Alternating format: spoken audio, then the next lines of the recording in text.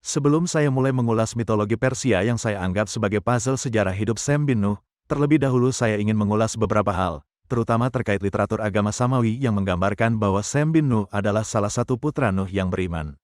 Beberapa sumber bahkan mengidentifikasi Sem sebagai nabi. Dalam tradisi Syiah misalnya, Imam Ja'far al-Shadiq telah menceritakan kepada rekan-rekannya bahwa Jibril mengunjungi Nuh ketika mendekati waktu kematiannya. Jibril menyampaikan pesan Tuhan, "Oh Nuh, kenabianmu telah kadaluarsa dan hari-harimu sudah selesai, jadi warisankanlah pengetahuan kenabian, serahkan kepada putramu, Sem, karena aku tidak meninggalkan bumi kecuali bahwa ada yang berpengetahuan di mana kepatuhan kepada Tuhan dapat terjadi." Dalam tradisi Sunni, sejarawan Islam awal seperti Ibn Ishaq dan Ibn Hisham selalu memasukkan nama Sem dalam silsilah Muhammad. Dan berikut ini ulasan mitologi Persia yang saya anggap sebagai puzzle dari sejarah hidup Nabi Sem bin Nuh. Dalam mitologi yang berkembang di wilayah Persia, dikenal tokoh mitologi bernama Jamshid, yang dalam bahasa Avestan, yakni teks-teks agama Zoroastrianisme, disebut Yima, dan dianggap merupakan sinkronisme Dewa Yama dalam kitab Weda. Dalam mitologi orang-orang Persia, Jamshid digambarkan sebagai raja keempat dan terhebat dari dinasti Pisdadian. Ini sejalan dengan konsep The Four Heavenly Kings Lokapala Buddhisme, yang menempatkan Yama sebagai raja keempat sebagai pelindung arah selatan, dan merupakan representasi dunia bawah.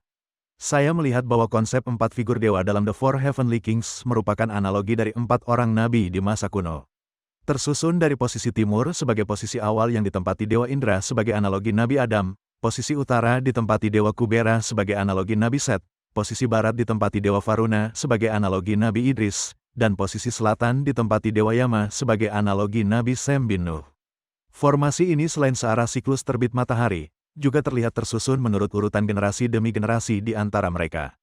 Dalam bab kedua Vendidat of Avesta, terdapat bagian di mana Ahura Mazda menceritakan kepada Zarathustra tentang kisah Yima. Dikisahkan, bahwa pada awalnya Ahura Mazda menawarkan Yima tugas untuk menerima hukumnya dan membawanya kepada manusia. Ia diminta menghafal daenanya, yang dalam konsep Zoroaster dianggap mewakili wawasan dan wahyu, dimaknai sebagai pikiran, kata-kata, dan perbuatan Ahura Mazda. Dengan kata lain, pada saat itu Yima diangkat sebagai seorang nabi. Hal yang kemudian ditolak Yima. Sebagai alternatif, Ahura Mazda kemudian menawarkan kepadanya peran pelindung, memerintah dan memelihara bumi, untuk memastikan bahwa makhluk hidup makmur. Ahura Mazda menjanjikan bahwa selama ia berkuasa, dunia akan sempurna, tidak ada panas dan dingin yang berlebihan. Tidak ada penyakit atau kematian. Yima menerima misi ini. Ahura Mazda kemudian memberinya segel emas dan belati bertatahkan emas. Dalam versi yang lain, Ahura Mazda memberikan dua item yakni, ternak dan seruling gembala yang terbuat dari tanduk. Di bawah pemerintahan Yima, dunia makmur. Menurut Himne Yash 9 ayat 10, keadaan ini berlangsung selama 1000 musim dingin, sementara total durasi yang dijelaskan dalam Videvdat adalah 3 kali 300 musim dingin. Videvdat mengatakan bahwa karena makhluk hidup kekal muda dan abadi, setelah 300 musim dingin, bumi menjadi terlalu ramai, dan Ahura Mazda mengatakan kepada Yima untuk menggunakan dua alat yang dia terima untuk memperluas bumi hingga sepertiga ukuran aslinya. Yima melakukan perluasan itu sebanyak 3 kali, sehingga setelah 3 kali periode 300 musim dingin, bumi mencapai ukuran 2 kali dari ukuran aslinya. Setelah pembesaran ketiga bumi, di mana ekspansi lebih lanjut mustahil dilakukan lagi, Ahura Mazda mengadakan pertemuan dengan para Yazata di air Yanam Faejah, yakni yang utama dari tanah sempurna. Sebelum saya melanjutkan pembahasan mengenai pertemuan tersebut, saya ingin terlebih dahulu menjelaskan mengenai Yazata dan air Yanam Faejah. Yazata adalah kata dalam bahasa Avestan untuk konsep Zoroaster yang umumnya menandakan sifat keilahian. Istilah ini secara harfiah berarti layak dihormati. Dalam pengertian yang lebih umum, ini diterapkan pada tanaman penyembuh tertentu, makhluk primordial, dan juga doa-doa tertentu yang dianggap suci. Secara kolektif Yazata adalah kekuatan yang baik di bawah Ahura Mazda. Yang menarik adalah apa yang ada di balik sebutan air Yanam Faejah, yang akan saya urai berikut ini. Saya melihat air Yanam Faejah merupakan bentuk anagram dari Jawa Menoreh. Faejah atau dibaca wajah adalah anagram dari kata Jawa, sementara air Yanam adalah anagram dari Menoreh. Air Yanam jika dibaca terbalik, menjadi Menairia, yang secara fonetis sangat dekat dengan Menoreh, karena kita ketahui huruf O kadang bisa kita bunyikan sebagai A, dan E kadang bisa kita bunyikan sebagai I. Jika asumsi perubahan fonetis ini kita terapkan pada kata Menoreh, maka hasilnya menjadi Menari, yang tentunya memiliki kesamaan bunyi penyebutan dengan Menairia, sebagai pembacaan terbalik dari air Yanam. Identifikasi saya bahwa air Yanem Faedah tidak lain adalah Jawa Menoreh yang disebut sebagai tanah sempurna tempat pertemuan Yima, atau Sembin Nuh, dengan Ahura Mazda, dan Parayasata, yang dalam terminologi kekinian mungkin dapat kita lihat sinonim dengan sosok para wali, cukup memiliki korelasi kuat dengan fakta-fakta mistis seputar perbukitan Menoreh, yang selama ini telah banyak diketahui masyarakat Jawa, terutama yang tinggal di sekitar Yogyakarta, Purworejo, dan Magelang. Suralaya sebagai puncak tertinggi di perbukitan Menoreh, terkenal menyimpan banyak cerita mistis. Diyakini sebagai rumah Ki Semar, puncak Suralaya juga dianggap sebagai titik tengah, atau pusat dari 4 penjuru, tanah Jawa. Apabila ditarik garis lurus dari selatan ke utara dan dari barat ke timur, maka titik temunya berada di puncak Suralaya. Metode penulisan secara anagram seperti yang kita temukan pada penyebutan nama Menoreh dalam naskah suci Avestan, merupakan gaya yang lumrah dilakukan oleh orang-orang suci di zaman dahulu ketika menyusun kisah-kisah yang disakralkan. Ini salah satu cara yang mereka lakukan untuk menyamarkan hal-hal yang mereka anggap perlu dirahasiakan sehingga tidak mudah dipahami orang awam. Jadi, dalam pertemuan itu, Yima hadir dengan sekelompok orang yang terbaik dari manusia. Pertemuan itu memutuskan bahwa populasi bumi harus dikurangi. Ini harus dicapai oleh musim dingin yang parah, yang sangat keras, diikuti oleh banjir ketika salju mencair. Agar makhluk hidup tidak binasa seluruhnya, Ahura Mazda menjelaskan kepada Yima bagaimana membuat wara, yaitu semacam benteng, untuk menjaga sampel semua makhluk hidup selama musim dingin berlangsung. Ahura Mazda menjelaskan arsitektur bangunan dan menjelaskan cara menggunakan tanah liat. Dia juga menjelaskan tentang 2 jenis cahaya dalam wara yang terbentuk dari diri mereka sendiri, dimaknai sebagai lampu abadi. Dalam beberapa literatur dijelaskan bahwa wara itu berbentuk gua multilevel, panjang 2 mil, dan lebar juga 2 mil. Ke dalam wara ini Yima kemudian membawa pasangan semua makhluk hidup, tidak termasuk mereka yang cacat tubuh, dan, setiap 40 musim dingin, 2 anak akan terlahir dari pasangan manusia. Setelah selesai, Yima lalu menyegel wara dengan cincin emas. Dalam masa pemerintahannya, Yima memerintah seluruh makhluk di muka bumi, tidak terkecuali bangsa Daeva, yakni istilah bahasa Avestan untuk jenis entitas supernatural tertentu dengan karakteristik yang tidak menyenangkan, daemon atau setan dalam terminologi masa sekarang. Dalam banyak literatur, umumnya para sarjana menyatakan bahwa Yima bertanggung jawab atas banyak sekali penemuan yang membuat hidup lebih aman bagi rakyatnya, seperti pembuatan baju besi dan senjata, tenun dan pewarnaan pakaian dari linen, sutra dan wol, pembangunan rumah dari batu bata, penambangan perhiasan dan logam berharga, pembuatan parfum dan anggur, seni kedokteran, hingga navigasi perairan dunia dengan kapal layar. Yima dikatakan juga membagi orang-orang menjadi 4 kelompok, yaitu Katousians, yakni para imam yang melakukan pemujaan Ahura Mazda; Neisana, yakni para pejuang yang melindungi rakyat dengan kekuatan mereka; Nasoudians, yakni para petani yang menanam gandum yang memberi makan orang-orang; Hotohoshian, yakni para perajin, yang memproduksi barang-barang untuk kemudahan dan kesenangan rakyat. Sebagai raja terbesar di dunia yang pernah dikenal, Yima diberkahi keberuntungan ilahi, yang dalam Avestan disebut Kuarena. Kuarena secara harfiah adalah konsep yang merujuk pada kemuliaan atau kemegahan, tapi dipahami juga sebagai kekuatan mistis ilahi. Kata ini berkonotasi kemuliaan kerajaan ilahi, yang mencerminkan pemberdayaan aspek ilahiyah yang didapatkan para raja. Istilah ini juga membawa arti sekunder, keberuntungan, yakni bahwa mereka yang memilikinya dapat senantiasa menyelesaikan misi. Yima disebutkan memiliki keberuntungan ilahi pada tingkat tertinggi di antara mereka yang terlahir, seperti Zarathustra dan seperti Mitra. Dikisahkan bahwa pada suatu hari Yima duduk di atas singgasana bertabur permata, dan para Daeva yang melayaninya mengangkat tahtanya ke udara hingga ia terbang di langit. Rakyatnya, dan semua bangsa di dunia, kagum dan memujinya. Yima juga dikatakan memiliki cangkir 7 cincin ajaib yang diisi dengan ramuan keabadian dan memungkinkannya dapat mengamati alam semesta.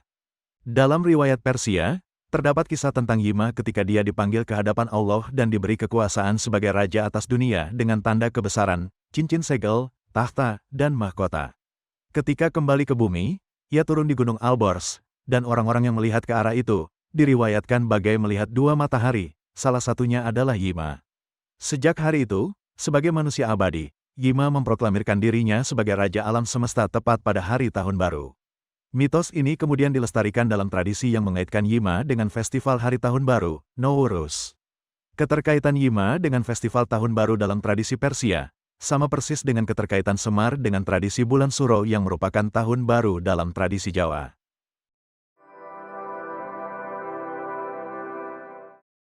Dalam mitologinya, kesombongan Yima dikisahkan tumbuh seiring waktu, ketika ia mulai lupa bahwa semua yang dimilikinya adalah berkat dari Tuhan. Dia membual kepada orang-orangnya bahwa semua hal baik yang mereka miliki berasal dari dirinya, dan menuntut agar dia harus diberi kehormatan ilahi, seolah-olah dia adalah pencipta. Menurut Avesta, keberuntungan ilahi meninggalkannya karena dosa tertentu, dan, menurut sumber-sumber kemudian, ia harus melepaskan tahtanya dan pergi ke pengasingan. Karena tidak lagi abadi, dia dapat dibunuh. Dalam riwayatnya, ia mati dengan cara dibelah. Dalam himne Yash 19 ayat 30 hingga 34, digambarkan kuarenah atau keberuntungan ilahi meninggalkan Yima dalam bentuk burung warahna ketika dia mengucapkan kata bohong atau menipu. Menurut riwayat Pahlavi, dosa Yima adalah menolak tawaran Ahura Mazda terkait Daena atau status kenabian. Kebohongan lainnya adalah bahwa ia telah memproklamirkan dirinya sebagai pencipta dunia. Karena dosa ini, ia dikurung di neraka. Ketika Zarathustra bertanya tentang pendosa terburuk, Ahura Mazda memanggil jiwa Yima dan menunjukkan kepadanya. Namun, Yima telah melakukan beberapa hal baik, sehingga ketika jiwa Yima bertobat dan bersedia menerima Daena, ia diampuni dan diizinkan untuk pergi ke Hamestagan, Takni tempat mereka yang perbuatan baik dan jahatnya memiliki bobot yang sama. Di situ dia menjadi penguasa. Dikisahkan bahwa sejak saat ketika keberuntungan ilahi pergi meninggalkan Yima, orang-orang mulai menggerutu dan memberontak terhadapnya. Meskipun Yima telah bertobat di dalam hatinya, kemuliaannya tidak pernah kembali kepadanya. Raja Zahak yang dibawa pengaruh setan Ahriman, berperang melawan Yima, dan dia disambut oleh banyak pengikut Yima yang tidak puas. Yima melarikan diri dari ibu kotanya, tetapi pada akhirnya dia terjebak oleh Zahak dan dibunuh secara brutal. Sejak saat itu, umat manusia turun dari peradaban yang tinggi kembali kepada zaman kegelapan. Tradisi Persia Shahnama memberi rincian lebih lanjut bahwa setelah 100 tahun bersembunyi, Yima muncul suatu hari di Qin, di sebuah pantai. Di sini Zahak menemukannya dan memotongnya. Menurut Varnama dan sebuah puisi tentang Yima, ia terbunuh di Cina, di hutan, tempat ia bersembunyi di dalam pohon. Ketika persembunyian Yima diketahui, setan kemudian memberitahu Bifaras, atau Zahak, yang kemudian datang dan mulai menggergaji pohon tempat Yima bersembunyi. Ketika tubuh Yima telah terpotong, matahari menghilang, suasana menjadi seperti malam, tetapi ketika mereka kembali keesokan harinya, tubuh Yima kembali utuh. Ini terjadi sekali lagi sebelum mereka dapat membunuhnya. Dari sini, kisahnya berlanjut pada bagian di mana Yima dikirim ke neraka, tetapi kemudian jiwanya bertobat dan dikirim ke Hamestagan, di mana ia tinggal selama 1000 tahun sebelum diterima di Garotman atau surga.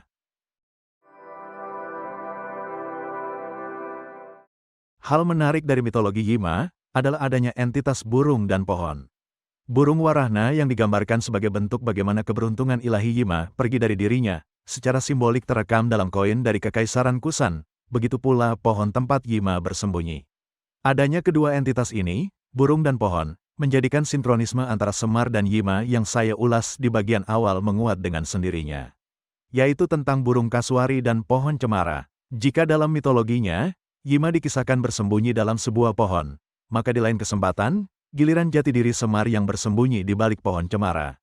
Jadi, dia pernah bersembunyi di pohon secara fisik dan juga secara abstrak, yakni identitas atau jati dirinya, seperti yang telah saya ungkap di bagian awal, yakni puzzle pohon cemara.